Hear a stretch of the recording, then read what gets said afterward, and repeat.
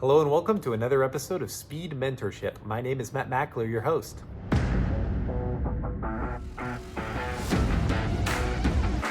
Here in Speed Mentorship, our purpose is to help you be a leader that others want to follow, help you take your leadership to the next level.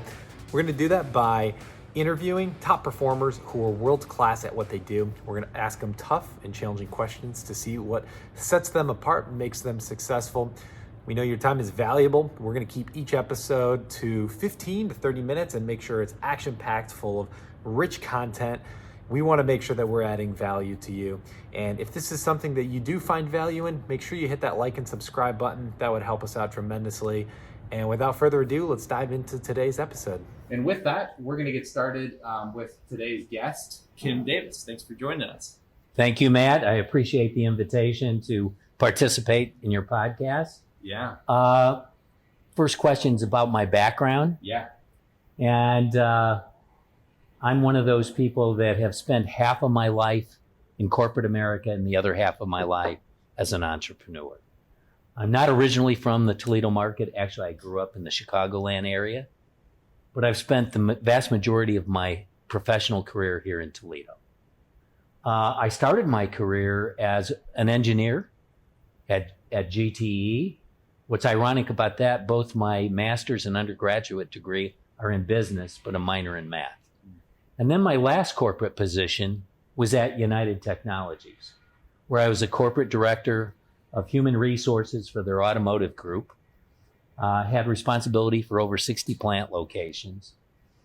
And then I always had this itch, this bug to own my own business. Yeah.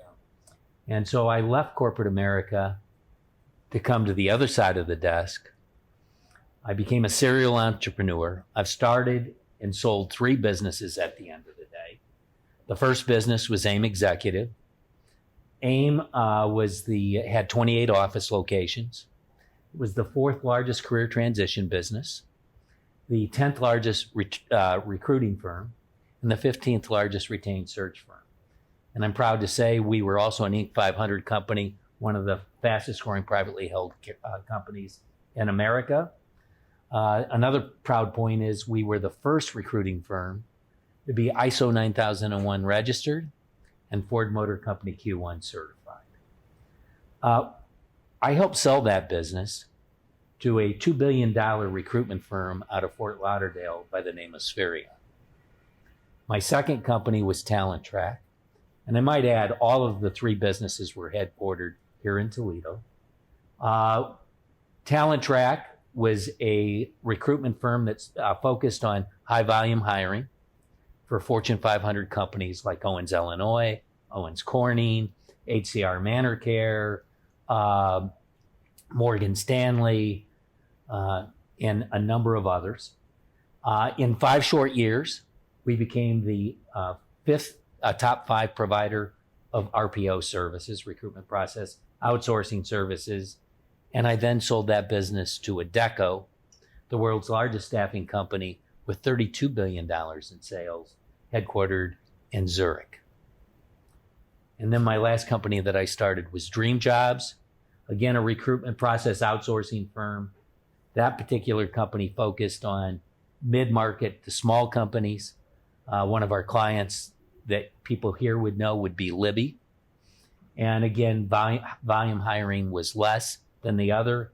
And I sold that company to a company out of Philadelphia by the name of Yo, a $3 billion recruitment firm. So all 3 were successful. And then today, I have started an independent practice called KRD Resources. I am a leadership coach, consultant, business advisor. I also am on a board of directors for a private equity firm focused on the healthcare space. So I'm still quite busy, but right now I'm coaching roughly 8 local entrepreneurs and CEOs on how to be better leaders, deliver better results, grow their businesses both profitably and grow professionally as well. And some of my clients range from San Francisco to Boston. Yeah. So that's what I'm doing today. So that's my background. Just starting up a few businesses, not that big of a deal, right? Just a serial entrepreneur working on all kinds of stuff.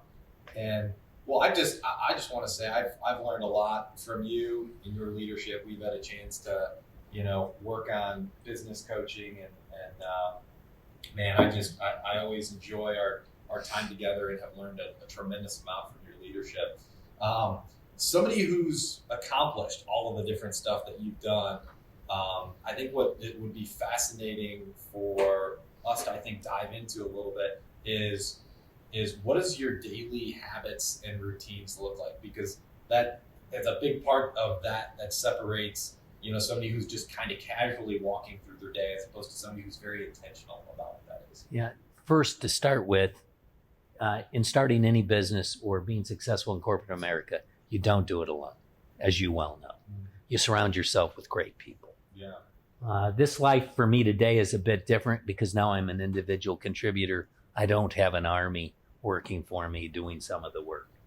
My daily routine is very similar to what I did in the past. I tend to start early.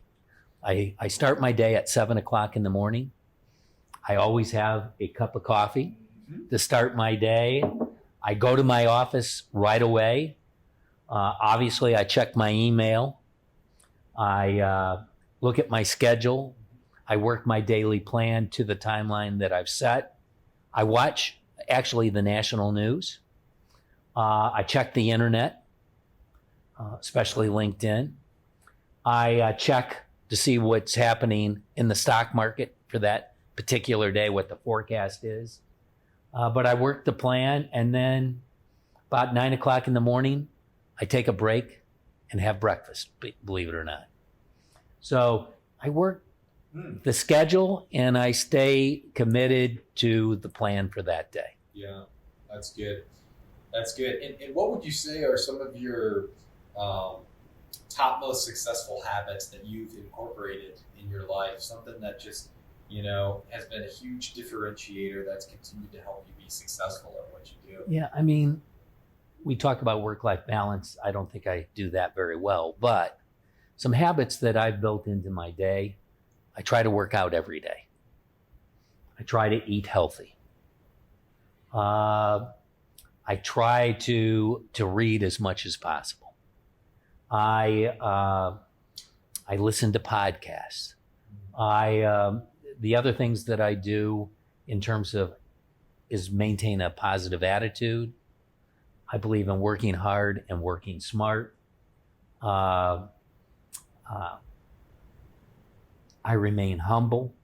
I think being humble is important. I try to be a subject matter expert on the things that I'm good at. I don't try to be all things to all people. When you do that, you're not good at anything. Yeah. And so, and working the plan and working the schedule and staying focused is very important to being successful in business. I like that. I like that. Staying humble, and I hear that a lot as well for very, very successful entrepreneurs, people who are constantly reading and trying to learn something new and trying to figure out more stuff. I mean, I think we can all get better at some of those things. Working out as well. That's one that, it should be a core aspect of what you do in life. But no, that's really good stuff. Yeah, I was going to say having a healthy diet, having good sleep habits. I try to sleep at least 7 hours every day. Trying to have people in my life is also important to me. Family's important. So all of that has to work together at the end of the day. One of the things you asked me about my day, first thing I do when I wake up is I think about 3 things I'm going to be grateful for that day.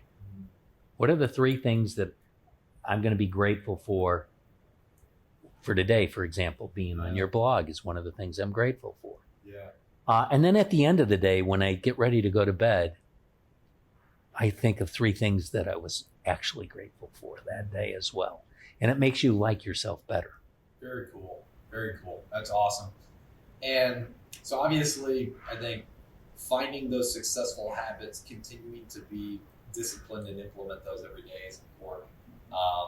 But I think another important question that we as leaders face on a daily basis are some of our weaknesses. And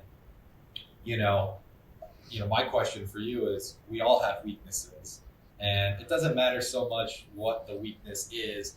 I think a more important question is, how do you cope with some of those weaknesses? How do you manage that? How do you deal with some of those things? Because I know that's a big barrier for a lot of people. They think, well, I just have all these weaknesses and it's just who I am, and I'm never able to get better or improve. What's your thought on some of those? Well, part of my advice when I'm coaching is to get people to focus more on their strengths than their weaknesses. But you're right, Matt, we all have weaknesses at the end of the day. I think the most important thing is to recognize them. As it relates to me, my number one weakness is I'm quick to react. I see something happen and I want to fix it right away. And I need to step back, think it through, be patient, listen to others, and then develop a plan of action.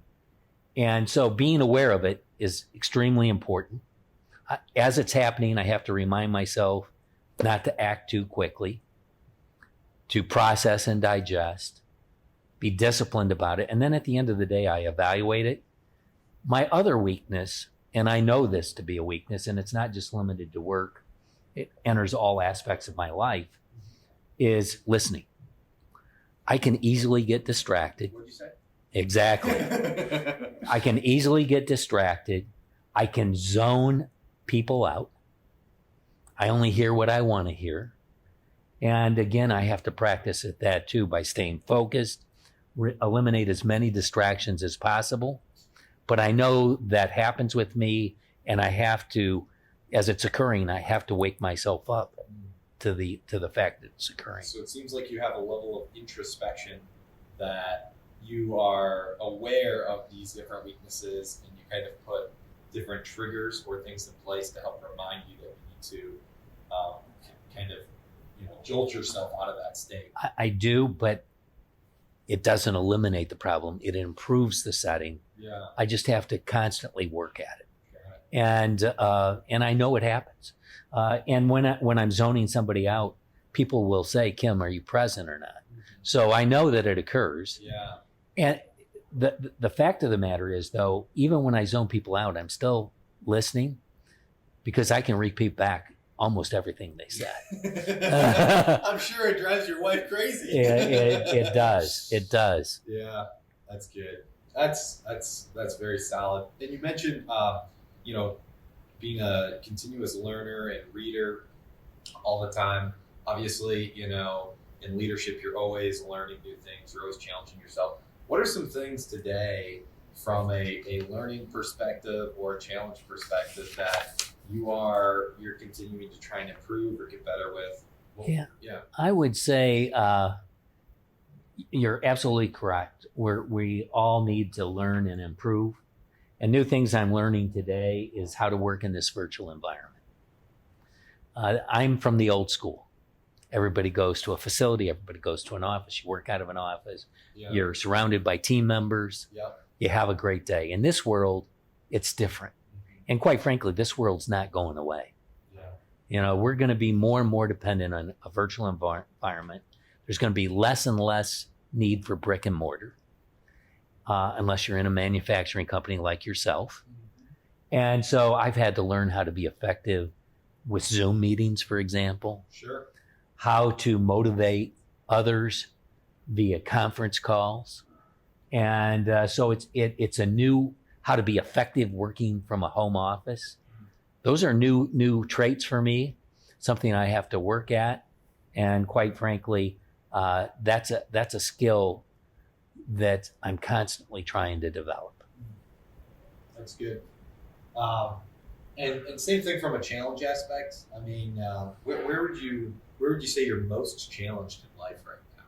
Yeah, I was going to say we've all been faced with challenges every day, and probably some of my biggest challenges in the past, and one that probably fits many people listening to your podcast, is I was in a business where profit margins were being eroded, costs were going up, heavy competition,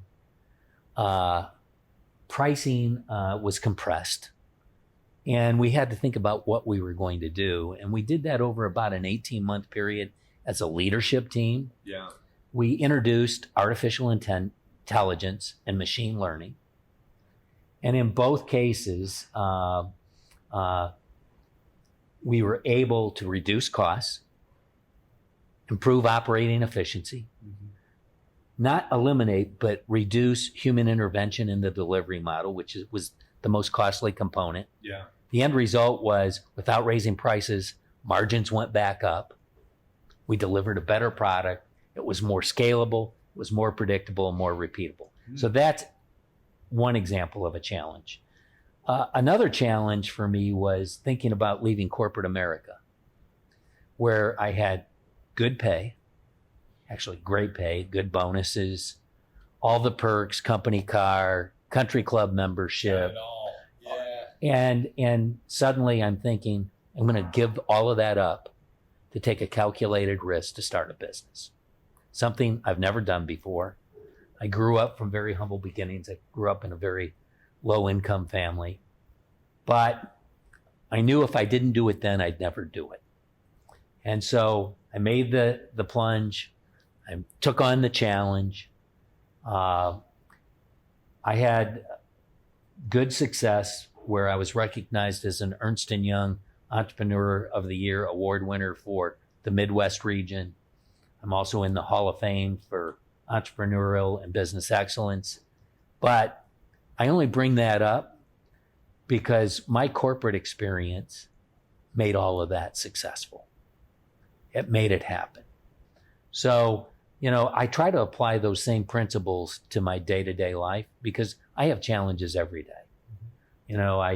I may be struggling with one of the people I'm coaching, may be struggling in adding members to my Vistage board, but I try to apply those principles to everything I do because we are all confronted with both business and personal challenges every day. For sure. One of the things I do to help myself is I actually have a counselor. And I seek that counselor out on a regular basis. That's good. Well, that kind of ties into the next question I was going to ask you is from a stress standpoint. We as leaders are pressure cooker. We're always, there's kind of this low grade stress. Some could call it anxiety that just kind of always exists when you're dealing with people and stuff. And people that are newer to this environment or these positions, what's the best way to handle stress and handle it? I can tell you what works for me. Yeah. First thing I do is take a timeout. I pause. I take a deep breath. I meditate. I think about spiritual things. And then I walk away. I may call a mentor, a friend, a family member, my counselor. But then I actually walk away and I do something that's going to take my mind off of it and give me pleasure. I might go work out at the gym, lift weights. I might go play pickleball. I might take a bike ride. I might take a walk. I'm going to do something that I like to do that's going to make me feel better about myself. Then when I come back to it, I remind myself we're all confronted with things that are less than perfect every day. Yeah. It happens to every one of us. And quite frankly, we're our own worst enemy. We blow things out of proportion. And rarely do things happen that way. Yeah. So that's what I do, and that's what I advise others to do as well. Kind of switching over to from an ego perspective, none of us have egos, right? But obviously all of us have egos to varying levels and varying degrees. It can be an asset if used appropriately, and it can definitely get in the way and be very, very destructive. So my question for you is, how do you manage your ego on a daily basis? And do you have any things that you do to try and keep it in check and keep it at an appropriate level? Yeah, I remind myself of my humble beginnings. I told you I started with a very low income family. And so that's number one. I also, even though I try to be a subject matter expert on the things that of my area of expertise or my experience is, I always remind myself that there's always someone smarter, brighter, better than myself. So then I think of people that I have known that I think that I have a great deal of respect for, like yourself, Matt. Or I'll think of Jeff DePiro or Scott DePiro, former partners of mine. I think of Tom Brady, who's been a very successful entrepreneur here in the Toledo market. Yeah. Or Tim Stansfield, another successful entrepreneur here in the Toledo. Clint Longnecker, who's a professor and consultant out of the University of Toledo. These are people I have a great deal of respect for that I think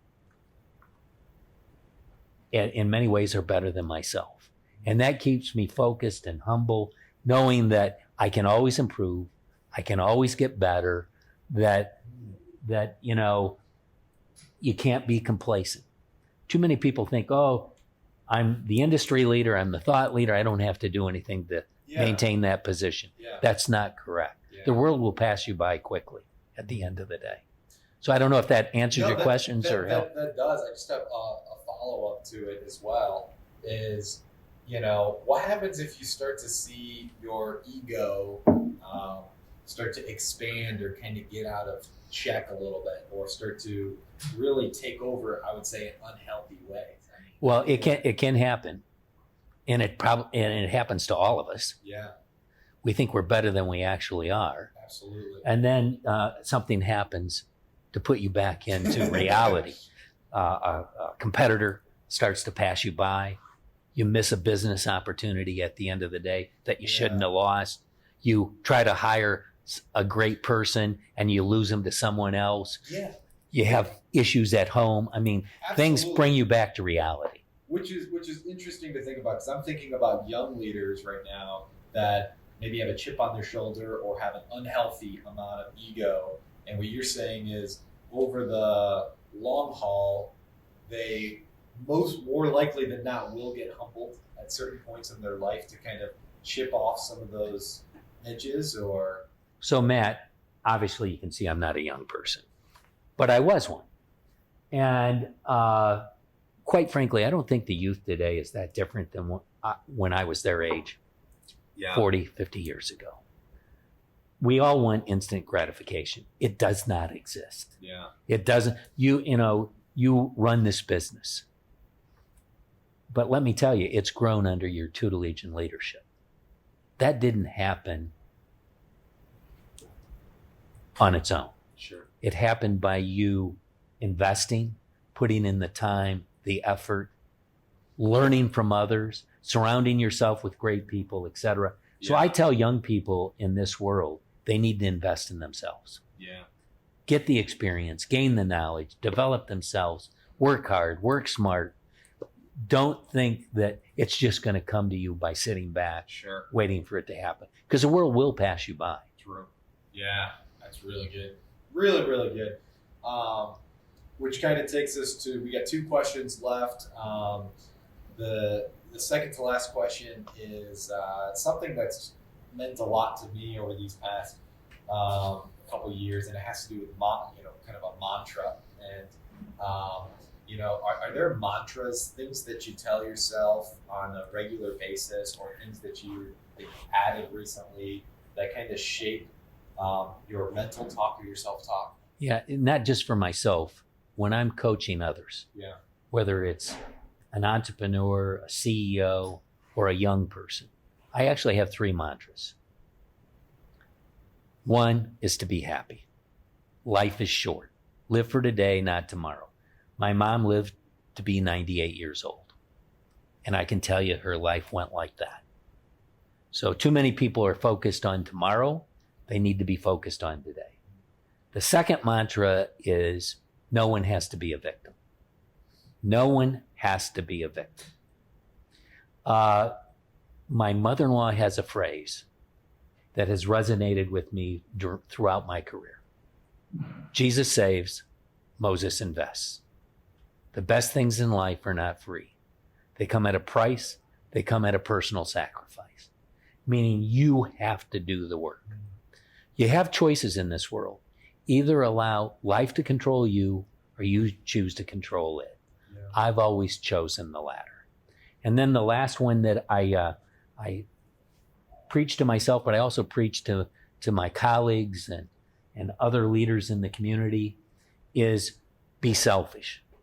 You can't make someone else happy if you're not happy. Too many people get caught up in, oh, I got to take care of my mother. I got to take care of my kid. I got to take care of my wife. But if you're not happy, how are you going to make them happy?